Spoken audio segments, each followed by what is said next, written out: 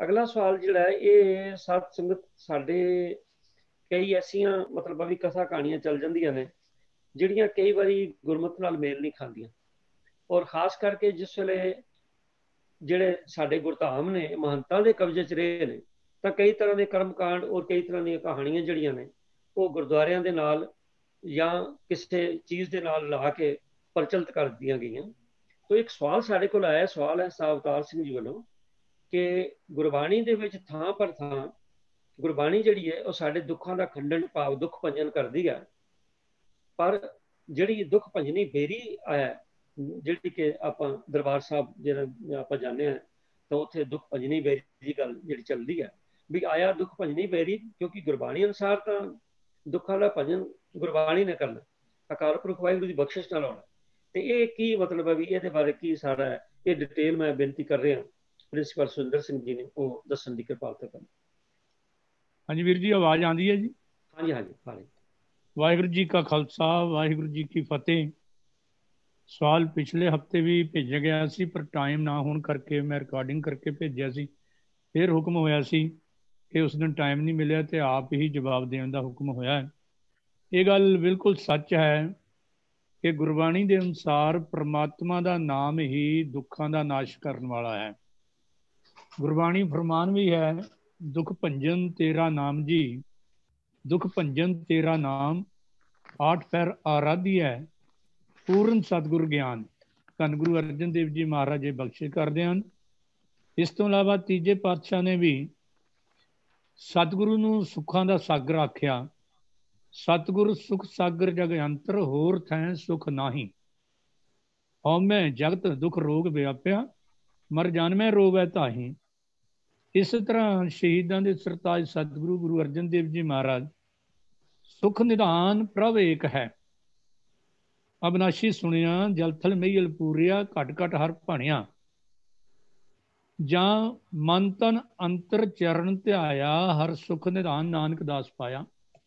ਸੁੱਖਾਂ ਦੀ ਪ੍ਰਾਪਤੀ ਤੇ ਦੁੱਖਾਂ ਦਾ ਨਾਸ਼ ਕੇਵਲ ਤੇ ਕੇਵਲ ਪਰਮਾਤਮਾ ਦਾ ਨਾਮ ਹੀ ਕਰਨ ਦੇ ਸਮਰੱਥ ਹੈ, ਜਾਂ ਸਤਿਗੁਰੂ ਆਪ ਇਸ ਗੱਲ ਦੇ ਸਮਰੱਥ ਹੈ। ਪਰ ਹੈਰਾਨੀ ਹੁੰਦੀ ਹੈ ਵੀ ਸੈਂਕੜੇ ਗੁਰਬਾਣੀ ਦੇ ਪ੍ਰਮਾਣ ਹੋਣ ਦੇ ਬਾਵਜੂਦ ਵੀ ਸਾਡੇ ਕੇਂਦਰੀ ਅਸਥਾਨਾਂ ਦੇ ਵਿੱਚ ਦਰਖਤਾਂ ਦੀ ਪੂਜਾ ਜਾਂ ਇਸ ਤਰ੍ਹਾਂ ਦੀਆਂ ਹੋਰ ਚੀਜ਼ਾਂ ਦੀ ਪੂਜਾ ਚਾਲੂ ਹੋ ਗਈ। दुख भंजनी बारे सारे सिख जानते हैं, सचखंड श्री दरबार साहब के अंदर है, जिहदे नाल एक साखी भी जोड़ी गई है। तो कई बार ऐसा होंदा है कि श्री गुरु ग्रंथ साहब जी की शरण जाण तो पहला साडी सारी शरधा दुख भंजनी बेरी नाल ही जुड़ी होंदी है, और उत्थे ही असीं नतमस्तक हुंदे आ, उत्थे कई किस्म के इशनान आदि की गल चलती है। खैर साडे केंद्री स्थान ने, केंद्री स्थानां दे विच हर चीज़ गुरु चरणा नाल पवित्र होई, गुरु कर कमलों नाल छोह नाल प्राप्त होई, पवित्र होई है। इन्हां दी संभाल करनी साडा सारियां दा फर्ज है। पर जिथों तक गुरबाणी विचारधारा दा अंतर है, उहदे विच कोई आंच नहीं आनी चाहिदी कि गुरबाणी कुछ होर कहंदी होवे ते असीं कुछ होर करदे होईए। केवल दुख भंजनी शब्द ही नहीं, जिवें दुख भंजनी शब्द दा इत्थे साडी कुवरतों शुरू हो गई, सुख निधान शब्द भी साडे गुरुद्वारियां दे विच डेरियां दे विच ये सुख निधान बूटी वास्ते, एक भंग दी बूटी वास्ते भंग रगड़ के पिलानी ते कहना सुख निधान जिहड़ा है उहदी देग तैयार हो गई है। इस तो इलावा गऊ गरीब लफ्ज, इदां दे किन्ने ही लफ्ज जिहड़े है जे विचार करिए तां ऐसे होणगे अज जिन्हां दी दुरवरतों करके सानू शब्द गुरु तो दूर कीता जा रहा है। पर इन्हां शब्दां दा जिहड़ा ਉਹ ਉੱਤਰ ਅਸੀਂ ਗੁਰਬਾਣੀ ਵਿੱਚੋਂ ਹੀ ਲੱਭਣ ਦੀ ਕੋਸ਼ਿਸ਼ ਕਰਨੀ ਹੈ। ਜੇ ਇਤਿਹਾਸ ਨੂੰ ਦੇਖਾਂਗੇ, ਜਿਸ ਤਰ੍ਹਾਂ ਵੀਰ ਜੀ ਨੇ ਦੱਸਿਆ ਹੈ ਕਿ ਇਸ ਤਰ੍ਹਾਂ ਦੀ ਮਨਮਤ, ਇਸ ਤਰ੍ਹਾਂ ਦੀਆਂ ਗੱਲਾਂ ਉਦੋਂ ਸ਼ੁਰੂ ਹੋਈਆਂ ਜਦੋਂ ਖਾਲਸਾ ਪੰਥ ਆਪਣੀ ਹੋਂਦ ਬਚਾਉਣ ਲਈ, ਜ਼ਾਲਮ ਤੇ ਜ਼ੁਲਮ ਦਾ ਨਾਸ਼ ਕਰਨ ਲਈ ਔਰ ਆਪਣੇ ਸੰਘਰਸ਼ ਨੂੰ ਗੁਰੀਲਾ ਢੰਗ ਦੇ ਨਾਲ ਚਲਾਉਣ ਲਈ ਪੰਜਾਬ ਨੂੰ ਛੱਡ ਕੇ ਜੰਗਲਾਂ, ਬੀਆਬਾਨਾਂ, ਮਾਰੂਥਲਾਂ ਵਿੱਚ ਚਲੇ ਗਏ ਸਨ। ਹੌਲੀ ਹੌਲੀ ਪ੍ਰਾਤਮ ਸਿੰਘ ਜਿਹੜੇ ਸੀ, ਪੰਥ ਪ੍ਰਸਤ ਸਿੰਘ, ਗੁਰੂ ਨੂੰ ਸਮਰਪਿਤ ਗੁਰਬਾਣੀ ਨਾਲ ਓਤ-ਪੋਤ ਹੋਈਆਂ ਰੂਹਾਂ, ਇਹ ਜਾਂ ਸ਼ਹੀਦ ਹੁੰਦੀਆਂ ਗਈਆਂ ਜਾਂ ਅਕਾਲ ਚਲਾਣਾ ਕਰਦੇ ਚਲੇ ਗਏ। ਹੌਲੀ ਹੌਲੀ ਪੰਥ ਵਿਰੋਧੀ ਜੋ ਗੁਰੂ ਨਾਨਕ ਪਾਤਸ਼ਾਹ ਦੇ ਸਮੇਂ ਤੋਂ ਹੀ ਖਾਲਸਾ ਪੰਥ ਦੇ ਨਿਆਰਾਪਣ ਨੂੰ ਖਤਮ ਕਰਨ ਵਾਸਤੇ ਆਪਣੀ ਜਦੋਜਹਿਦ ਵਿੱਚ ਲੱਗੇ ਹੋਏ ਸਨ। ਉਹਨਾਂ ਨੇ ਗੁਰਦੁਆਰਿਆਂ ਦੇ ਵਿੱਚ ਪ੍ਰਵੇਸ਼ ਕਰਨਾ ਸ਼ੁਰੂ ਕਰ ਦਿੱਤਾ ਔਰ ਸਿੱਖਾਂ ਦੀਆਂ ਸ਼ਕਲਾਂ ਧਾਰਨ ਕਰਕੇ ਜੋ ਗੁਰਮਤਿ ਵਿਰੋਧੀ ਮਰਜ਼ਾਦਾਵਾਂ ਪਰੰਪਰਾਵਾਂ ਸਨ ਉਹ ਸਾਡੇ ਗੁਰਦੁਆਰਿਆਂ ਵਿੱਚ ਧਾਰਮਿਕ ਅਸਥਾਨਾਂ ਵਿੱਚ ਚਾਲੂ ਹੋ ਗਈਆਂ। ਸਰਵੰਸਦਾਨੀ ਦਸ਼ਮੇਸ਼ ਪਿਤਾ ਜੀ ਨੇ ਜੋਤੀ ਜੋਤ ਸਮਾਨ ਵੇਲੇ ਸਾਨੂੰ ਸ਼ਬਦ ਗੁਰੂ ਦੇ ਲੜ ਲਾ ਕੇ ਪੂਜਾ ਅਕਾਲ ਕੀ ਪਰਚਾ ਸ਼ਬਦ ਕਾ ਦੀਦਾਰ ਖਾਲਸੇ ਕਾ ਹੁਕਮ ਕੀਤਾ ਸੀ ਕਿ ਪੂਜਾ ਕੇਵਲ ਤੇ ਕੇਵਲ ਅਕਾਲ ਪੁਰਖ ਦੀ ਪੂਜਾ ਕੀਚੈ ਨਾਮ ਤੇ ਆਈਏ ਬਿਨ ਨਾਮੇ ਪੂਜਣਾ ਹੋਏ, ਇਹ ਵਚਨ ਯਾਦ ਰੱਖਣੇ ਸੀ। ਦਰਸ਼ਨ ਖਾਲਸੇ ਦਾ ਕਰਨਾ ਸੀ, ਉਹ ਤੋਂ ਵੀ ਅਸੀਂ ਟੁੱਟ ਗਏ ਕਿਉਂਕਿ ਖਾਲਸਾ ਮੇਰੋ ਰੂਪ ਹੈ ਖਾਸ, ਇਹ ਗੱਲਾਂ ਅਸੀਂ ਭੁਲਾ ਦਿੱਤੀਆਂ। ਪਰਚਾ ਸ਼ਬਦ ਦਾ ਓਟ ਆਸਰਾ ਜਿਹੜਾ ਹਰ ਵੇਲੇ ਗੁਰਬਾਣੀ ਦਾ ਲੈਣਾ ਸੀ, ਪਰ ਇੱਕ ਪਾਸੇ ਸ਼ਬਦ ਦੀ ਪੂਜਾ ਵਾਸਤੇ ਸਾਨੂੰ ਹੁਕਮ ਸੀ, ਪਰ ਸਾਨੂੰ ਸ਼ਖਸੀਅਤਾਂ ਦੀ ਪੂਜਾ ਵਿੱਚ ਲਾ ਦਿੱਤਾ ਗਿਆ, ਸ਼ਖਸੀਅਤਾਂ ਦੀ ਮੂਰਤੀਆਂ ਦੀ ਪੂਜਾ ਵਿੱਚ ਲਾ ਦਿੱਤਾ ਗਿਆ। ਉਹਨਾਂ ਸ਼ਖਸੀਅਤਾਂ ਦੇ ਯਾਦਗਾਰਾਂ ਖੜਾਵਾਂ, ਉਹਨਾਂ ਦੀਆਂ ਮੰਜੇ ਕੁਰਸੀਆਂ, ਉਹਨਾਂ ਨਾਲ ਯਾਦ ਇੱਥੋਂ ਤੱਕ ਵੀ ਲੈਬੈਟਰੀਆਂ ਦੀ ਪੂਜਾ ਵੀ, ਜਿਹੜੀ ਅੱਜ ਕੱਲ੍ਹ ਲੈਬੈਟਰੀਆਂ ਦੇ ਦਰਸ਼ਨ ਵੀ ਕਰਵਾਏ ਜਾਂਦੇ ਡੇਰਿਆਂ ਦੇ ਵਿੱਚ। ਔਰ ਪੁਰਾਤਨ ਮਰਜ਼ਾਦਾ ਸਾਡੀ ਨਿਸ਼ਾਨ ਸਾਹਿਬ ਉੱਥੋਂ ਪੁੱਟ ਦਿੱਤੇ ਗਏ ਬੜੀ ਸਾਜ਼ਿਸ਼ ਦੇ ਅਧੀਨ, ਤੇ ਨਾਲ ਨਾਲ ਲੰਗਰ ਦੀ ਮਰਜ਼ਾਦਾ ਬੰਦ ਕਰ ਦਿੱਤੀ। ਪਹਿਲਾਂ ਨਾਨਕ ਨਾਮ ਦੇ ਥੱਲੇ ਇਹ ਸੈਂਟਰ ਧਰਮ ਪ੍ਰਚਾਰ ਦੇ ਬਣਦੇ ਸੀ। ਹੌਲੀ ਹੌਲੀ ਉਹ ਨਾਨਕ ਸਰ ਕੱਟ ਕੇ ਹੋਰ ਸਾਧਾਂ ਸੰਤਾਂ ਦੇ ਨਾਮਾਂ ਤੇ ਈਸ਼ਰ ਸਰ, ਕਰਮ ਸਰ, ਦੂਜਾ ਸਰ, ਹੁਣ ਤਾਂ ਪਤਾ ਨਹੀਂ ਕਿੰਨੇ ਸਰ ਬਣ ਚੁੱਕੇ ਆ।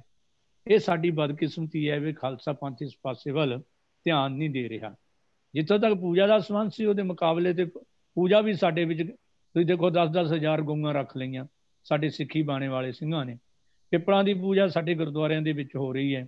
ਕੋਈ ਸ਼ਹੀਦਾਂ ਦਾ ਨਾਂ ਦੇ ਕੇ ਕਿਤੇ ਆ ਗੁਰਦੁਆਰਾ ਗਰਨਾ ਸਾਹਿਬ ਹੈ ਹੁਸ਼ਿਆਰਪੁਰ ਜ਼ਿਲ੍ਹੇ ਦੇ ਵਿੱਚ, ਉੱਥੇ ਬਾਹਰ ਬੋਰਡ ਲਿਖਿਆ, ਅੰਦਰ ਮੱਥਾ ਬਾਅਦ ਚ ਟੇਕਦੇ ਵੀ ਗੁਰੂ ਹਰਗੋਬਿੰਦ ਸਾਹਿਬ ਨੇ ਬਚਨ ਕੀਤਾ ਸੀ, ਅਸੀਂ ਇਸ ਬੂਟੇ ਥੱਲੇ ਆ ਕੇ ਬਹਿ ਗਏ, ਜਿਹੜਾ ਇਸ ਬੂਟੇ ਦੇ ਦਰਸ਼ਨ ਕਰੇਗਾ ਤੇ ਉਹਦੇ ਜਨਮਾਂ ਜਨਮਾਂਤਰਾਂ ਦੇ ਦੁੱਖ ਕੱਟੇ ਜਾਣਗੇ। ਇਦਾਂ ਦੀ ਸ਼ਬਦਾਵਲੀ 15 ਸਾਲ ਪਹਿਲਾਂ ਮੈਂ ਉੱਥੇ ਗਿਆ ਸੀ।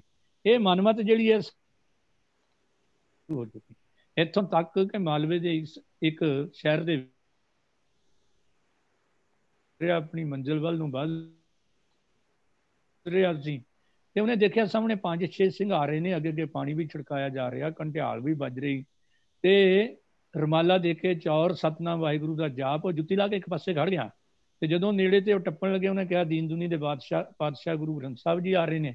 ਉਹਨੇ ਦੇਖਿਆ ਤਾਂ ਬਕਸਾ ਜਿਹਾ ਚੱਕਿਆ, ਖਾਲੀ ਬਕਸਾ, ਇਹਦੇ 'ਚ ਕੀ ਹੋਏਗਾ? ਅੱਗੇ ਹੋ ਕੇ ਧਿਆਨ ਨਾਲ ਪੁੱਛਿਆ ਵੀ ਇਹ ਕੀ? ਉਹ ਕਹਿਣ ਲੱਗੇ ਜੀ ਇਹ ਜੋੜਾ ਸਾਹਿਬ ਹੈ, ਇਹ 6ਵੇਂ ਪਾਤਸ਼ਾਹ ਦਾ ਜੋੜਾ, ਜੋ ਗੁਰੂ ਮਹਾਰਾਜ ਦੀਆਂ ਯਾਦਗਾਰਾਂ ਹੈ, ਉਹ ਅਜਾਇਬ ਘਰ ਦਾ ਸ਼ਿੰਗਾਰ ਬਣਨੀਆਂ ਚਾਹੀਦੀਆਂ। ਕਹਿਣ ਲੱਗੇ ਵੀ ਚੌਰ ਕਰਦੇ ਫਿਰ ਰਹੇ, ਕਿੱਧਰ ਚੱਲੇ ਹੋਏ ਹੋ? ਕਹਿਣ ਲੱਗੇ ਜੀ ਸਾਡੇ ਹੁਣ ਰਿਵਾਜ ਹੈ ਇਸ ਸ਼ਹਿਰ ਦੇ ਵਿੱਚ ਕਿ ਜਿਹਦਾ ਕੋਈ ਕਾਰਜ ਹੁੰਦਾ, ਇੱਕ ਦੁਕਾਨ ਦਾ ਕਰਨਾ ਸੀ ਮਹੂਰਤ, ਹੁਣ ਇਦਾਂ ਦੇ ਕੰਮਾਂ ਵਿੱਚ ਅਸੀਂ ਜੋੜਾ ਸਾਹਿਬ ਹੀ ਲੈ ਜਾਂਦੇ ਆ ਤੇ ਉੱਥੇ ਜੋੜਾ ਸਾਹਿਬ ਦਾ ਪ੍ਰਕਾਸ਼ ਕਰਕੇ ਅਰਦਾਸ ਕਰਕੇ ਉਹਨਾਂ ਦੇ ਕਾਰਜ ਪੂਰੇ ਕਰਕੇ ਆ ਜਾਂਦੇ। ਯਾਨੀ ਕਿੱਥੋਂ ਤੱਕ ਸਾਡੇ ਹਾਲਾਤ ਨਿਗਰ ਚੁੱਕੇ ਨੇ।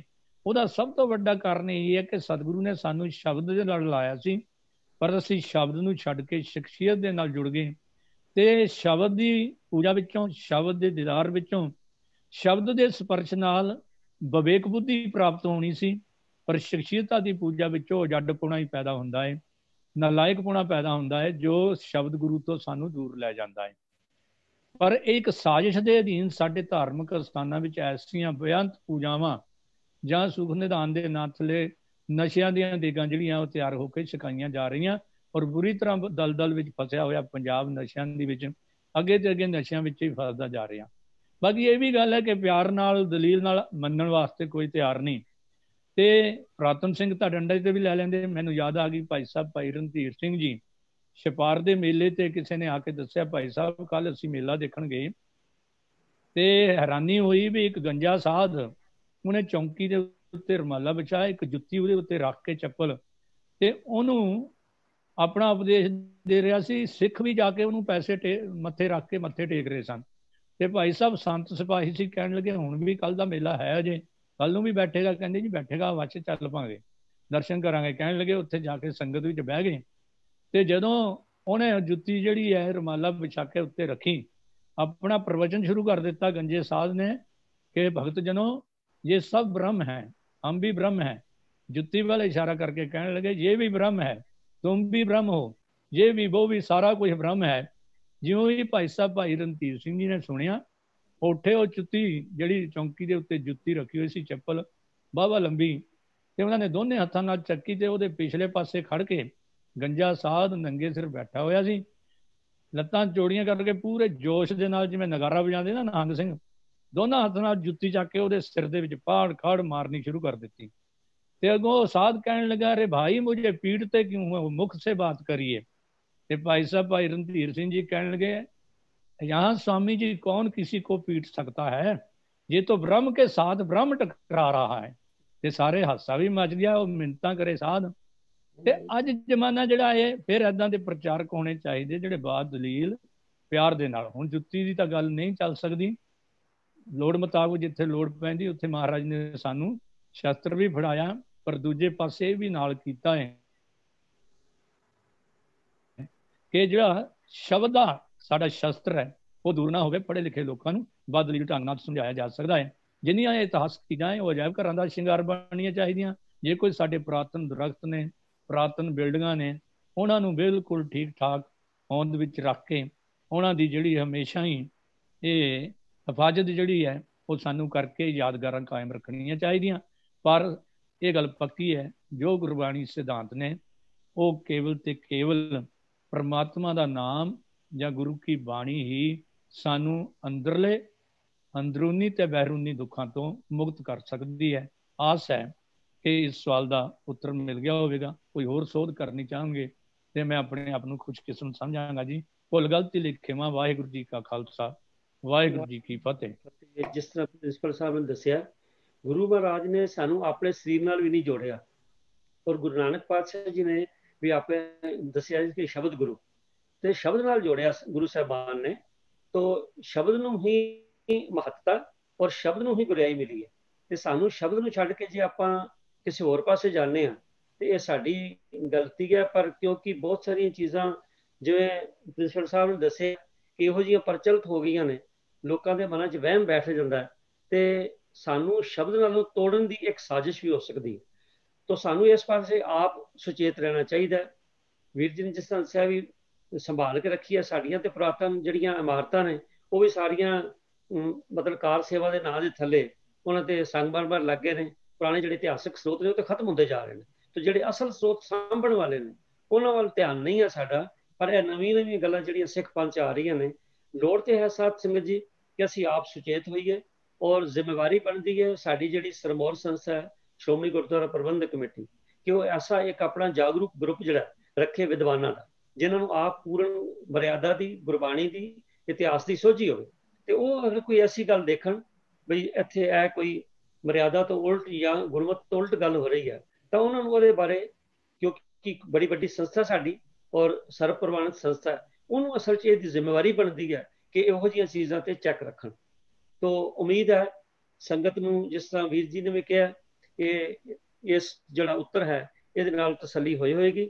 ਫਿਰ ਵੀ ਕਿਸੇ ਵੀਰ ਭੈਣ ਦਾ ਕੋਈ ਖਦਸ਼ਾ ਹੋਏਗਾ ਜਾਂ ਕੋਈ ਹੋਰ ਸੁਜੈਸ਼ਨ ਹੋਏਗੀ ਤਾਂ ਜਿਸ ਤਰ੍ਹਾਂ ਮੈਂ ਪਹਿਲੇ ਬੇਨਤੀ ਕੀਤੀ ਹੈ ਵੀ ਗਰੁੱਪ ਚੈਟ ਤੇ ਕਿਰਪਾ ਕਰਕੇ ਦੇਖ ਦਿਓ, ਜਾਂ ਕਿਸੇ ਵੀ ਪੈਨਲ ਮੈਂਬਰ ਨੂੰ ਬਾਅਦ ਵਿੱਚ ਆਪ ਜੀ ਨੇ WhatsApp ਤੇ ਕਰ ਦੇਣਾ।